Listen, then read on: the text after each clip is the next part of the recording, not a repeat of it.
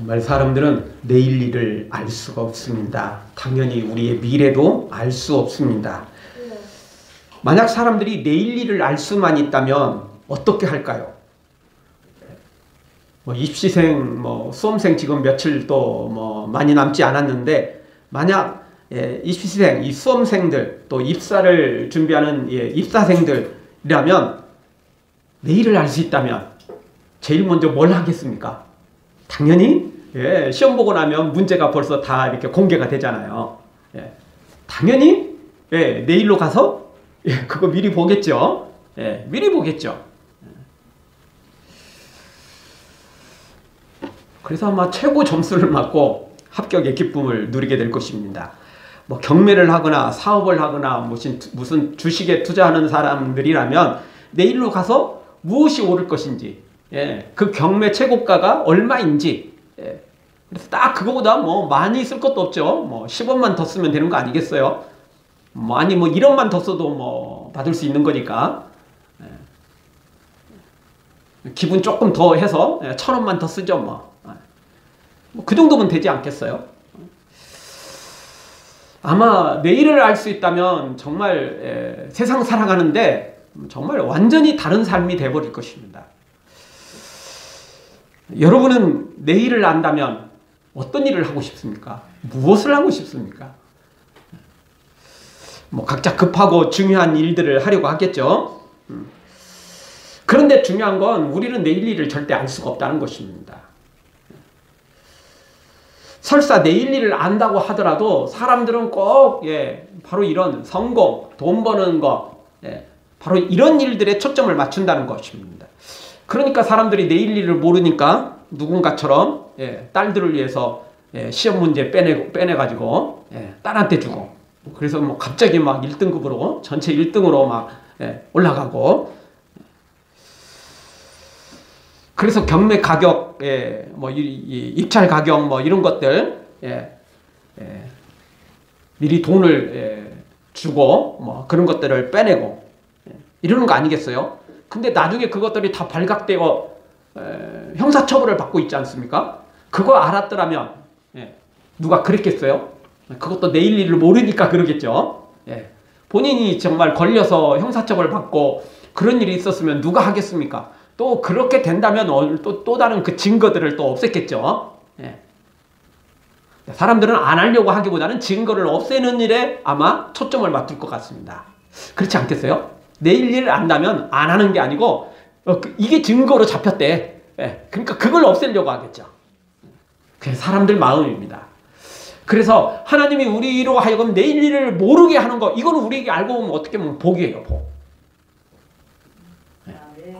내일 일을 안다면 우리는 좋은 일, 선한 일, 의로운 일을 하려는 사람도 있겠지만, 정말 믿음의 사람들은 그 일을 하려고 하겠지만, 대다수는 내일 일을 안다면 나쁜 일을 하려고 해요. 왜? 그 나쁜 일을 해야 사실 돈 버는 거거든요. 그 나쁜 일을 해야 출세할 수 있거든요. 그 나쁜 일을 해야 성공할 수 있거든요. 왜냐하면 세상은 한정되어 있기 때문에 누군가를 끌어내려야 내가 올라갈 수 있잖아요. 둘이 동시에 올라가서 1등 할 수는 없잖아요. 공동 1등이라는 게 있지만 그것도 한계가 있는 거죠. 그리고 공동 1등 하면 원래 다 아시잖아요. 기쁨은 줄어들어요. 기쁨은 줄어들어요. 원래 혼자 1등 할 때 기쁨이 최고인 거예요. 모두가 1등 했다. 그러면 별로 그렇게 큰 의미가 없죠. 이따금씩 우리 아이들이 시험을 보고 오는데, 얘가 평소에는 이 90점도 채 맞지 못하는 아이가 갑자기 100점을 맞아왔다. 근데 기쁘면서도 물어보죠. 다른 애들은 물어보는 겁니다, 이게. 오늘 문제가 쉬워가지고요, 대부분 다 100점 맞았어요. 이러면 실망이, 그래도 100점 맞은 게 감사하지만 그래도 실망이 다가오는 거죠. 그게 사람 아니겠어요? 성경도 내일 일은 알 수 없다고 말합니다. 그럼에도 불구하고 미래에 대한 예언은 주고 있습니다. 우리 인생에 죽음이 있다는 사실을 우리에게 분명히 말씀해주고 있고, 천국과 지옥이 있다는 사실도 분명히 우리에게 말해주고 있습니다. 예수님의 재림이 있고 마지막 심판이 있다라고 분명히 말씀해 주십니다. 그 날짜는, 시간은 정확히 말씀해 주지 않지만 분명히 이런 것들이 우리 미래에 있다라고 말씀하고 있는 것입니다. 따라서 오늘 우리는 이런 영적인 문제를 놓고 우리가 내일을 준비하며 살아야지 자꾸 육체만을 위해서 살아서는 안 되는 것입니다. 그러면 내일 일을 안다 할지라도 죄 짓는 일에 앞장서게 되지 거룩한 일에 앞장서지 못하게 되는 것입니다. 사랑하는 성도 여러분, 잘 먹고 잘 살겠다는 육을 위해 살기보다는 영적인 문제에 집중하고 우리 하나님 앞에 칭찬받을 일, 천국에 상급 쌓는 일에 우리가 더 열심을 내는 하나님의 사람으로 세워지기를 주의 이름으로 축원합니다. 자, 오늘 말씀도 내일 일을 아무도 알 수 없다라는 사실을 알게 됩니다. 믿음의 사람인 욥조차도 내일 일은 알 수 없었던 것입니다. 자, 오늘 성경 통해서 우리가 생각해보는 첫 번째 말씀은 18절 20절을 통해서 인생은 예측대로 되지 않는다는 것입니다. 인생은 우리가 수없이 예측을 하지만 절대 예측대로 되지 않는다는 거죠. 욥도 예측을 많이 했습니다. 그 예측이 상당 동안 맞았습니다. 욥은 하나님께서 자신을 지켜주시니까 자신은 복된 길을 걸어가고 자녀들도 영육간에 또 이렇게 잘 되는 것으로 그렇게 믿고 있었습니다. 특별히 오늘 성경 18절 이하에 보면 욥이 자신의 미래에 대해서 어떻게 예측했는지가 나오고 있죠. 먼저 18절에 보면 내가 스스로 말하기를 이렇게 예측을 했다는 거예요. 그렇게 말을 했다는 거예요. 믿음으로 살았으니까 또 하나님께서 그렇게 인도해 주셨던 게 사실입니다. 그런데 한순간 욥의 이 예측이 완전히 빗나가 버리고 말았습니다. 18절 보면 자신의 보금자리에서 숨을 거둘 것이고 모래알같이 많은 날, 즉 장수할 것이라고 예측을 하는 거죠. 지금처럼 이렇게 빈털터리가 돼요. 부도가 나가지고 자신의 몸은 오늘 내일 하면서 이렇게 기왓장으로 긁어가며 이렇게 죽어가는 게 아니고 보금자리에서 온 자녀들의 그리고 모든 사람들의 그런 위로를 받으며 또 안타까운 마음을 같이 또 나누며 그렇게 세상을 떠날 줄 알았던 거죠. 그것도 장수하고 그리고 떠날 것으로 생각을 했던 것입니다. 19절에도 보면 자신의 뿌리는 물로 뻗어나가고 이슬이 내 가지에서 밤을 지내고 갈 것이라고 이렇게 예측하고 있습니다. 우리나라야 이슬, 물 그렇게 크게 대두되지 않지만 이 동네는 그렇지 않죠. 욥이 지금 꼭 이스라엘에 산 건 아닙니다. 그렇지만 그 동방 지역에 이제 중동 지역에 이제 같이 살았다라고 우리는 보게 됩니다. 당연히 그 동네 정말 이렇게 자신의 뿌리는 물로 뻗어나가는 물이 있으면 사는 거죠. 그렇게 잘 될 줄 알았습니다. 20절에도 역시 똑같이 예측을 하고 있죠. 그래서 자신은 정말 자신의 영광은 날로 새로워지고 자신의 손에서 화살이 끊어지지 않는 활만 있으면 뭐 하겠어요. 화살이 없으면 말 그대로 고무줄 없는 팬티가 되는 거죠. 안고 없는 찐빵이 되는 거죠. 그런 인생이 아닌 모든 것들이 채워지고 모든 것들이 풍성한 삶이라고 예측을 했습니다. 그리고 그 예측대로 잘 돼 왔어요. 그런데 어느 날 갑자기 이 예측이 완전히 빗나가 버리고 말았던 거죠. 욥기 1장에 사탄의 시험이 있기 전까지는 이 예측이 틀린 것이 없이 전부 일치했다고 볼 수 있습니다. 그렇습니다. 우리의 삶은요, 우리가 예측하고 또 나름 기대했던 거 작년에도 맞고 올해도 맞을 수 있습니다. 어제도 맞을 수 있고 오늘도 맞을 수 있습니다. 그런데요, 어제 맞았다고 오늘 맞는다는 보장 없고 설사 오늘 맞는다고 또 내일 맞는다는 보장은 없는 것입니다. 어떻게 될지 모른다는 것입니다. 정말 우리 인생은 그 누구도 한 번도 가보지 않은 인생입니다. 그래서 하나님을 제외하고는 아무도 모르는 겁니다.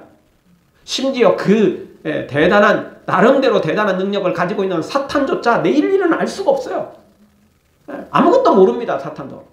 과거 일은 나름 잘 알고 막치기도 하는데 미래는 사탄도 아무것도 모릅니다. 오늘 특성한 대로 정말 내일 일은 난 몰라요. 우리는 모르는 겁니다. 정말. 내일 일은 모르는 거예요. 알 수가 없습니다. 내 뜻대로 안 되는 게 우리 인생인 것입니다. 그렇다고 오늘 성경이 그러니까 내일 일은 모르니까 우리는 예측하지 말자.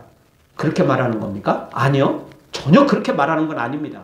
성경을 또 그렇게 오해하면 안 됩니다. 어차피 내일 일 모르는데 뭐 예측하지 마. 준비하지 마. 그냥 대충 살아. 뭐 찬양도 그랬잖아. 예. 뭐 하루하루 살아요. 뭐 이랬으니까 그냥 아무 준비 없이 그냥 예측 없이 그냥 하루하루 살자 그냥. 아니요. 그 말이 아닙니다. 예. 찬양 가사도 그 말이 아니고 성경도 그런 내용이 절대 아닙니다. 내일을 알 수 없으니까 미래를 예측하지 말고 준비하지 말고 이러는 게 아닙니다. 처음 말씀드렸잖아요. 성경은 우리는 죽음이 있다. 우리 앞에는 천국과 지옥이 있다. 우리 앞에는 예수님의 재림이 있고 마지막 심판이 있다. 이 이야기는 준비하며 살아라는 거예요. 미래를 예측하라는 거예요. 성경이 예측해 주셨으니까 그 예측을 나의 예측으로 받아들이라는 거죠. 한 귀로 듣고 한 귀로 흘리지 말고 아예 듣지 않는 것도 하지 말고 제대로 듣고 제대로 살라는 거죠. 그런데 이런 예측이 있다 할지라도 내 마음대로 안 되니까 기도한 대로 또 안 되니까 우리가 나름 재림이 있을 거다. 마지막 심판이 있을 거다. 천국과 지옥이 있을 것이다. 뭐 이런 것들은 다 예측이 가능하지만 그게 어떻게 이루어질지 언제 어떻게 이루어질지는 모르잖아요. 그러니까 믿음으로 하루하루를 살아간다라는 것입니다. 믿음의 사람들은 미래를 예측합니다. 그리고 미래를 준비합니다. 당연히 그렇게 해야 되죠. 근데 아무리 예측하고 아무리 준비를 잘해도 또 내 마음대로 안 되는 게 인생이라는 겁니다. 그러니까 그렇게 다 또 말씀을 붙잡고 기도하면서 예측하고 준비했다 할지라도 또 오늘 하루하루는 매 순간순간은 또 하나님의 은혜가 필요한 것이라는 거죠. 이래서 참 신앙생활 하기가 어려운 것 같습니다. 딱 한 가지만 하면 좋은데 미래를 예측하고 준비하면서도 또 주님께 매 순간을 주님께 의지하고 주의 도움을 기다려야 되니까 그래서 더 어려운 것 같습니다. 그럼에도 불구하고 우리는 바로 그런 믿음으로 살지 않으면 바르게 살 수 없는 것입니다. 누가복음 12장에 가보면 어리석은 부자 이야기가 나오죠. 그 부자가 그 해에 농사를 졌는데 엄청난 소출을 거두게 됩니다. 그동안 창고가 있었는데 그 창고에 쌀타가 너무 많으니까 도저히 그 창고에 채울 수가 없었던 거예요. 그래서 다시 창고를 하나 몇 개 더 짓고 그 물건을 쌓아야 될 상황이 된 거죠. 그러면서 그는 이렇게 말합니다. 내가 내 영혼에게 이르되 영혼아 여러 해 쓸 물건을 많이 쌓아두으니 평안히 쉬고 마시고 즐거워하자. 쉬고 먹고 마시고 즐거워하자. 즐기자. 이렇게 말하죠. 그때 하나님은 이렇게 말씀하시죠. 어리석은 자여 오늘 밤 내 영혼을 도로 찾으리니 그러면 내 예비한 것이 네 것이 되겠느냐. 하나님은 그렇게 말씀하고 계십니다. 어리석은 예측을 해서는 안 되는 것입니다. 예측을 해도 성경이 가르쳐준 믿음의 예측을 해야 됩니다. 영혼의 예측을 할 줄 알아야 됩니다. 뭐 일제강점기 시절에도 그랬죠. 일본이 그렇게 1945년 그날 망할 거라고 생각을 했다면 누가 일본에 그렇게 동조를 했을 것이며 누가 그렇게 매국을 했겠습니까? 물론 뭐 1945년이 되기 전에 죽을 사람들은 어차피 내 죽은 다음에 뭐 일본이 망할 거니까 상관없이 뭐 그냥 할 수도 있겠죠. 근데 그것 때문에 자신은 잘 먹고 살지 모르지만 자식들은 어떻게 되죠? 매국노의 자녀라는 소리를 들을 거 아니에요? 그렇게 생각한 사람들, 그렇게 동조한 사람들의 생각은 뭐냐면 일본이 지금 끄떡도 하지 않는 거 보니까 계속될 거다. 이렇게 생각을 했던 거예요. 이렇게 생각을 했던 거죠. 그러니까 동조한 거 아니겠어요? 일본이 그렇게 하루아침에 망할 거라고 생각했으면 누가 그렇게 했겠습니까? 모르니까 하는 거죠. 모르니까. 따라서 오늘 우리는 기억해야 됩니다. 미래를 잘 예측해야 됩니다. 미래를 잘 준비해야 됩니다. 모르는 건 준비할 수 없고 모르는 건 예측할 수 없지만 분명한 건 성경이 우리에게 정확히 가르쳐준 것들이 있다는 겁니다. 아까 말씀드렸던 것처럼 정확한 날짜와 시간들은 가르쳐주지 않았지만 큰 테두리 안에서 분명히 우리에게 가르쳐 주셨다는 것입니다. 이 가르쳐 주신 이유는 준비하라. 준비하라. 그 이야기인 것입니다. 우리가 내일 일을 자랑하는 것, 사람들은 자신의 외적인 걸, 육적인 걸 자랑하며 살아갑니다. 그러나 성경은 우리에게 분명히 말합니다. 잠언 27장 1절 너는 내일 일을 자랑하지 말라. 하루 동안에 무슨 일이 날는지 내가 알 수 없음이니라. 우리 내일 일을 자랑하기보다는 이미 주님께서 예측해 주셨고 예언해 주셨고 우리에게 가르쳐 주신 미래에 일어날 일들을 우리가 바로 나의 죽음의 문제, 재림의 문제, 천국과 지옥의 문제, 상급의 문제들을 놓고 준비하며 오늘도 믿음으로 살아가는 하나님의 사람으로 세워지기를 주의 이름으로 축원합니다. 우리 다 같이 한번 따라서 하겠습니다. 내일 일을 자랑하지 말고 겸손히 살겠습니다. 정말 내일 일을 자랑하면 문제가 커집니다. 당연히 내일 일을 자랑하는 건 육적인 거거든요. 설사 영혼의 문제를 자랑해도 나는 천국 가고 천국은 따는 당상이고 하나님 날 얼마나 사랑하시는데 나한테 복만 주실 거야. 이걸 자랑하는 것도 문제예요. 왜냐하면 그 순간은 하나님이 날 도우셨다라고 자랑할지 모르지만 어느 순간 하나님은 쏙 빠지고 나만 자랑되거든요. 그게 그렇게 돼 있어요. 꼭 변질되거든요. 원래 그대로 있는 게 아니에요. 꼭 변질돼요. 음식이라는 게 원래 아무리 맛있게 해놨어도 시간 지나면 쉬잖아요. 마치 그와 같아요. 그렇게 변질된다니까요. 우리 내일 일을 자랑하지 말고 정말 주 안에서 자랑을 해도 주 안에서 자랑하고 정말 믿음으로 살아가서 하나님께서 우리에게 기적을 베푸시는 그 은혜 속에 기적 속에 날마다 살아가기를 다시 한번 주의 이름으로 축원합니다. 두 번째 주시는 말씀은 욥은 영향력 있는 삶을 살았으나 지금은 친구조차 멸시하고 정죄하고 있는 그런 현실이 되었다라는 것입니다. 21절 이하에 보면 욥이 고난당하기 전에 형편을 말씀해주고 있습니다. 욥이 고난당하기 전에 어떤 평가를 받으며 살았습니까? 21절에 보니까 무리는 내 말을 들으며 나의 가르치기를 잠잠히 기다렸다는 거예요. 사람들이 욥의 말을 들으려고 욥의 결론을 들으려고 욥이 어떻게 말할 것인지 어떻게 평가할 것인지 그걸 다들 기다렸다라는 거예요. 그만큼 욥의 평가는 나름 공정성이 있었고 나름 정말 모든 사람들이 수긍할 만큼 그런 평가였다라는 거죠. 22절에도 보면 내가 말한 후에 그들의 말을 내지 못했다. 욥이 제대로 말했기 때문에 바르게 말했기 때문에 정당하게 말했기 때문에 그 누구도 그냥 말을 못하고 입 싹 다물었다는 거죠. 23절에 보면 그들이 나 바라기를 비같이 했다는 것입니다. 가뭄이 있을 때 비 기다리듯 그렇게 욥의 말을 기다리고 욥을 기다렸다는 거죠. 정말 얼마나 대단한 영향력입니까? 정말 이런 영향력 끼치며 살아 않습니까? 우리도 이런 영향력을 끼치며 살면 얼마나 좋겠습니까? 정말 욥이 나타나면 모두가 다 잠잠하고 욥이 한마디 하면 당연하지요. 그래야 되겠지요. 다 이렇게 수긍하는데 얼마나 좋냐고요.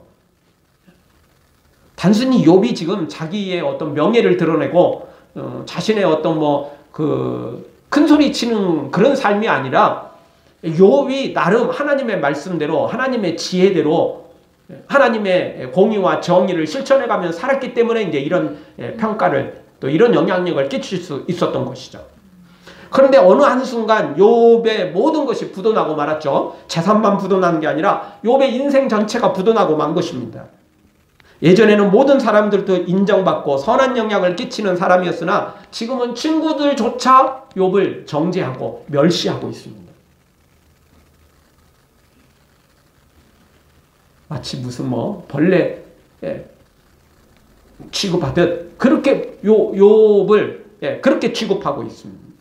그러나 지금 이 모습이 전부가 아니라는 사실을 알아야 됩니다. 사람들 보기에는 욥이 부도나고 망한 것처럼 보였지만 하나님은 여전히 욥을 사탄에게 자랑하고 계시고 사탄은 그런 욥이 배가 아파서 시기질투하면서 어쩔 줄 몰라 하고 있다는 거예요. 욥이 빨리 하나님을 배신하고 하나님께 원망하고 이래야 되는데 끝까지 하나님을 바라보니까 욥이 믿음으로 살아가니까 이 사탄이 막 배가 아파하고 어쩔 줄 모르는 거죠. 그러니까 겉모양은 욥이 망했고 부도 났고 완전히 뭐 정말 끝난 인생 같지만 이게 사실 영적인 눈으로 보면 욥은 끝까지 믿음으로 사는 것을 하나님은 사탄에게 욥을 자랑하고 사탄은 배 아파가지고 어떻게 할 줄 모르고 이 모습이 사실 이 이면의 모습이라는 거죠. 눈에 보이는 게 다가 아닙니다. 절대 다가 아닙니다. 우리가 보고 듣는 것이 전부가 아님을 알아야 됩니다. 요셉이 종으로 팔리고 감옥에 갇히고 억울한 일을 당하지만 그러나 그 이면을 뒤돌아보면 성경을 보면 하나님이 욥과 함께 하셨고 그래서 욥이 형통했더라. 계속 성경은 그렇게 표현합니다. 아니 종으로 팔렸는데 뭔 형통? 아니 뭐 억울한 강간미수법이라는 파렴치 안으로 지금 낙인 찍혀서 감옥에 들어갔는데 그것도 일반 감옥도 아니고 왕의 감옥에 들어갔는데 뭔 형통? 근데 성경은 그렇게 말하지 않습니다. 겉으로는 불통이고 겉으로는 요셉이 망하는 길로 가고 있는 것 같은데 하나님이 함께 하셨으니 그는 형통했다. 그렇게 성경은 표현하고 있는 것입니다. 다윗도 마찬가지입니다. 골리앗을 이길 때까지만 해도 진짜 겉으로도 형통했죠. 그런데 그 일이 지나고 난 다음 무슨 일이 벌어졌습니까? 사울왕이 다윗을 시기질투하는 순간부터 결국 사울은 다윗을 죽이려 했고 몇 번이나 시도하니까 결국 다윗이 궁궐을 떠나서 도망갈 수밖에 없었던 겁니다. 국가적인 왕이 지금 죄인으로 지목하고 만나면 누구든지 죽여라. 그리고 누구든지 신고하지 않으면 그들도 죽이겠다. 그리고 맨날 그렇게 도망다니는데 그것도 1, 2년도 아니고 10년이 넘도록 그렇게 다윗은 도망다니는데 그게 어떻게 형통이고 그것이 어떻게 잘 되는 일이겠습니까? 그러나 성경은 또 말합니다. 그런 다윗과 그런 도망자, 그런 비참한 삶 같은데 그런 다윗과 하나님은 함께 하셨어요. 하나님은 사울을 떠났고 다윗과 함께 했다고 성경은 소개하고 있습니다. 겉모양이 다가 아닙니다. 보이는 게 다가 아닙니다. 들려지는 게 다가 아니라는 거예요. 잘못된 걸 보고 잘못된 걸 듣고 잘못 판단할 수 있다는 사실을 알아야 되는 것입니다. 겉으로는 초라해 보이지만 아니 너무 불쌍해 보이지만 그래서 모든 사람들이 혀를 차며 쯧쯧할 수도 있겠지만 그러나 하나님이 그를 인정하신다면 그는 최고가 되는 것입니다. 겉으로는 불통이어도 하나님이 함께 하시면 그는 형통한 자가 되는 것입니다. 사랑하는 성도 여러분, 겉모양에 속지 말고 보이는 것에 속지 말고 진정한 하나님의 평가가 무엇인지 그리고 사탄이 지금 기뻐하고 잔치를 벌이고 있는지 아니면 배가 아파가지고 지금 막 끙끙거리고 있는지 영적인 눈으로 바라보고 우리 믿음으로 살아가는 우리 모두가 되어지기를 주의 이름으로 축원합니다. 다시 한번 따라서 하겠습니다. 지금 보이는 것이 전부가 아님을 알고 믿음으로 살겠습니다. 정말 그래야 됩니다. 우리가 내일 일을 알 수 없지만 분명한 건 하나님이 예측해 준 내일 미래를 준비하며 살아가면 내일 일을 알 수 없어도 반드시 우리는 하나님께 칭찬받게 된다는 것입니다. 반드시 우리는 마지막에 승리하게 된다는 것입니다. 마지막 세 번째로 생각해보는 말씀은 욥은 으뜸자리에 앉았으나 지금은 가장 낮은 곳에 처해 있다는 거죠. 25절을 보십시오. 25절 우리 한 목소리로 보겠습니다. 내가 그들의 길을 택하고 으뜸으로 앉았었나니 왕이 군중의 거함도 같았고 애곡하는 자를 위로하는 사람도 같았었느니라. 아멘. 자, 욥이 예전에 어떤 삶을 살았다는 거죠? 으뜸 자리에 앉았다는 거예요. 왕의 자리에 앉은 것처럼 그렇게 보였다는 거예요. 뭐 앞부분에도 우리가 잠깐 이야기했지만 욥을 모든 사람들이 기다리고 욥이 한마디 하면 다 입 다물고 뭐 이럴 정도니까 진짜 으뜸 자리가 맞죠. 왕 같은 자리예요. 욥이 왕은 아닌데 왕 같은 자리나 똑같은 거예요. 사실 어떻게 보면 진짜 왕보다 더 명예롭고 더 존경받는 거죠. 진짜 왕들은 이런 명예, 이런 존경 받기가 쉽지 않거든요. 근데 욥은 왕도 아닌데 왕보다 더 존경받고 왕보다 더 인정받는 사람이 되었던 거죠. 그런데 지금은 어떤 모습입니까? 가장 낮은 자리로 떨어지고 말았습니다. 누구나 부러워할 만큼 높은 자리에 있다가 이제는 모두가 혀를 차며 어쩌다 저렇게 사람이 저렇게 되었을까? 저런 일은 드라마나 영화로도 보기 힘든 일인데 어떻게 저런 일이 벌어졌을까? 다 불쌍히 여길 만큼 그런 신세로 전락하고 만 거죠.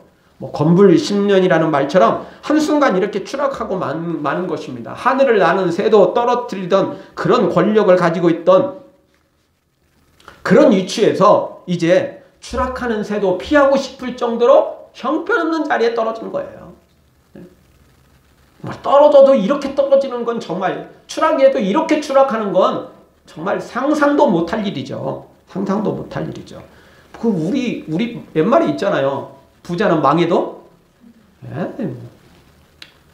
3년은 못 가더라도 뭐 최소한 몇 개월은 가지 않겠어요? 다 숨겨놓은 거 있거든요.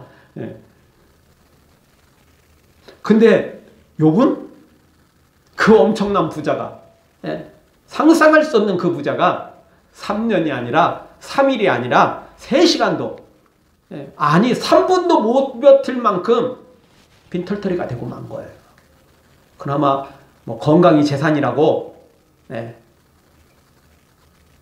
건강이 그래도 최고라고, 건강만 했으면 어떻게 또 해볼 텐데, 이건 부도난 건 뭐 둘째 치고 자기 몸이 지금 뭐 죽게 생겼으니까 뭐 어떻게 할 수 있겠습니까? 아무것도 할 수 없죠. 우리가 뭐 세계사나 역사를 통해서 우리가 알 수 있는 건 뭐냐면, 어떤 제국도 어떤 영웅도 영원한 건 없다라는 것입니다. 영웅 이야기에 뭐 다들 뭐 취하는데, 그래서 또 그런 영웅이 되기를 꿈꾸는데, 세계사와 또 우리나라 역사를, 국사를 통해서 알 수 있는 것 중에 그런 것도 우리가 뭐 교훈을 얻어야 되겠지만, 우리가 꿈꾸며 뭔가를 좀 해야 되겠지만, 그러나 분명한 거 하나는 어떤 것도 영원한 것은 없더라는 거예요. 어떤 제국도 어떤 영웅도. 이런 노래가 있습니다. 이 풍진 세상을 만났으니 너의 희망이 무엇인가? 부귀와 영화를 누렸으면 희망이 족할까? 이게 그 일본을 통해서 이게 우리나라의 가요로 소개됐습니다. 그렇죠? 근데 이 노래가 미국의 찬송가라는 걸 알고 있는 사람들은 많지 않습니다. 이게 미국의 찬송가였어요. 미국인이 지은 찬송가였어요. 이게 이제 일본의 어떤 사람이 요거를 번역해서 불렀고, 그리고 이제 그게 우리나라에 소개됐어요. 그래서 이 사람이 일반 가요에 이제 요게 이제 소개된 건데, 뭐 가사들이 그렇습니다. 뒷 가사들이 푸른 하늘 달 밝은 아래 곰곰이 생각하니 세상 만사가 춘몽 중에 또다시 꿈 같도다. 춘몽 중에 꿈속의 꿈이래요. 뭐 이 사람들은 이걸 그냥 단순히 인생으로만 표현을 했겠지만, 참 일제 강점기를 지나고, 그리고 참 그 힘들고 가난했던 그 시절을 뭐 이렇게 노래했던 내용으로 이제 받아들였지만, 실제로는 그게 그런 내용이 아니고 이 영적인 표현이었어요. 이 세상에는 소망이 없다라는 거예요. 이 세상은 아무리 잘 먹고 잘 살고 설사 영웅의 길을 걷는다 할지라도 꿈속의 꿈이래요. 일장춘몽인데 그게 여러분, 꿈은 깨워질 수 있잖아요. 근데 이게 꿈속의 꿈은 어떻게 되죠? 2번 깨워야 된다는 이야기잖아요. 이게 참 복잡해지는 거예요. 꿈을 꿨는데 그 꿈속에 꿈을 꾸고 있는 거예요. 그러니 이게 2번 겹쳐서 꿈이 되는 거니까 그걸 깨어나려면 2번이나 깨어나야 된다는 이야기죠. 쉽지 않다는 이야기입니다. 그거 다 헛된 꿈들입니다. 정말 일장춘몽 중에 꿈속의 꿈인 것입니다. 아무것도 아닙니다. 깨고 나면 아무것도 남는 게 없는 것이 꿈인 것입니다. 생각은 남겠죠. 근데요, 악몽을 꾸고 나면 찜찜하고, 또 좋은 꿈을 꾸고 나면 누구는 로또를 오늘 사야겠다 이러지만, 막상 로또 사고 나면 또 실망이죠. 여러분, 좋은 꿈 꿨다고 로또 사면 됩니까 또? 어떤 사람들은 돼지 꿈 꾸고 로또 됐다는데 될 사람들은 돼지꿈 안 꿔도 됩니다. 예. 안 될 사람은 돼지꿈 100번, 1000번을 꿔도 안 되는 겁니다. 그러니까 안 되는 확률이 뭐 100번, 1000번 더 많으니까 정말 그렇습니다. 이풍진 세상, 아무리 잘 먹고 잘 사는 시대라도 그래도 본인이 뭐 질병이 걸렸고 위기에 닥치면 또 이풍진 세상이 되는 것입니다. 오늘은 천국 같은 세상 되는 것 같아도 결국 우리 인생은 이풍진 세상인 것입니다. 그런 때를 만날 수밖에 없어요. 그래서 성경은 말하죠. 우리가 70, 80을 살아가는데 우리 인생의 연수의 자랑이 결국 수고와 슬픔뿐이다. 시편에서는 분명히 우리에게 말해주고 있는 겁니다. 왜? 아무리 잘 먹고 잘 살아도 영웅이 되고 성공하고 출세해도 다 결국 일장춘몽이라는 거예요. 결국. 예. 뒤돌아서고 나면 권력도 건불 10년에 불과하고 그리고 뭐 설사 뭐 그게 10년이 아니라 20년, 30년을 가도 자기 죽을 자리 앞에 딱 뒤돌아보면 아무것도 아닌 것이죠. 아무것도 아닌 것입니다. 호랑이는 죽어서 가족을 남기고 사람은 이름을 남긴데 설사 이름을 남겼다 할지라도 본인은 지옥에 떨어지면 그게 뭐가 되냐고요. 세상에 영으로 이름을 남겼어도 지옥에 떨어지면 그게 무슨 의미가 있겠어요. 영웅이 아니어도 좋아요. 아무도 몰라줘도 좋아요. 예. 진짜 나사로의 그 비유처럼 나사로가 죽어서 누가 알았겠어요. 거지. 그냥 시체도 내팽개쳐질지도 모를 일이고 어떤 또 나름 착한 사람이 그냥 아무데나 그냥 묻어서 그냥 이름도 뭐 모르니까 대충 뭐 그렇게 했을 수도 있겠죠. 그러나 하나님이 인정하시면 되는 거지만 그 어리석은 부자 이 사람은 정말 아마 뭐 이 사람이 죽었을 때 이 장래 행렬이 뭐 떠들썩했을 것입니다. 엄청난 부자였으니까. 그래도 지옥 떨어지면 무슨 소용이 있냐고요. 지옥 떨어지면 무슨 소용이 있냐고요. 집에서는 뭐 맛있는 주스에 뭐 정말 최고의 뭐 맛있는 것들을 진수성찬을 차리고 먹었겠지만 그가 지옥에 떨어져 갖고 기껏 원하는 게 뭐였습니까? 나사로의 손가락, 새끼손가락 그것도 물 한 모금, 한 잔도 아니고 한 대접도 아니고 한 컵도 아니고 딱 한 모금만 그것도 근데 취할 수가 없게 되잖아요. 그러면 무슨 소용이 있냐는 겁니다. 사랑하는 성도 여러분, 일장춘몽과 같은 게 인생입니다. 아무리 성공해도 출세해도 잘 나가도 마찬가지고 힘들면 뭐 두말할 것도 없고 그 일장춘몽에 속지 말고 그 헛된 꿈에 속지 말고 우리 모두 다 비록 욥은 지금 이 고난 중에 있지만 욥은 지금 힘든 중에 있지만 정말 옛날에 그게 너무 부러워할 만큼 그런 때가 다시 돌아왔으면 하는 만큼 정말 누구나 다 바라는 그런 비참한 상황에 빠져 있지만 그럼에도 불구하고 하나님은 여전히 욥을 인정하고 계셨고 사탄은 지금 저 정도 되면 지금 다 부인하고 하나님을 떠날 줄 알았는데 여전히 저 믿음을 갖고 있는 저 모습이 너무나 배가 아파가지고 지금 미치고 지금 환장할 지경이 돼버린 거예요. 사탄은. 우리 모두 다 보이는 것에 속지 말고 보이는 것이 다가 아님을 기억하고 영적인 눈으로 하나님의 평가 또 사탄이 지금 나 때문에 우리 때문에 얼마나 괴로워하고 있는지 얼마나 배 아파하고 있는지 그 모습을 보면서 정말 사탄은 배 아파하고 하나님은 기뻐 자랑할 만한 믿음으로 욥과 같이 세워지기를 주의 이름으로 축원합니다. 그래서 우리 모두 다 그 고난도 이겨내고 최후의 욥이 승리자가 된 것처럼 하나님의 기적 속에 승리하기를 주의 이름으로 축원합니다. 아멘. 기도하겠습니다.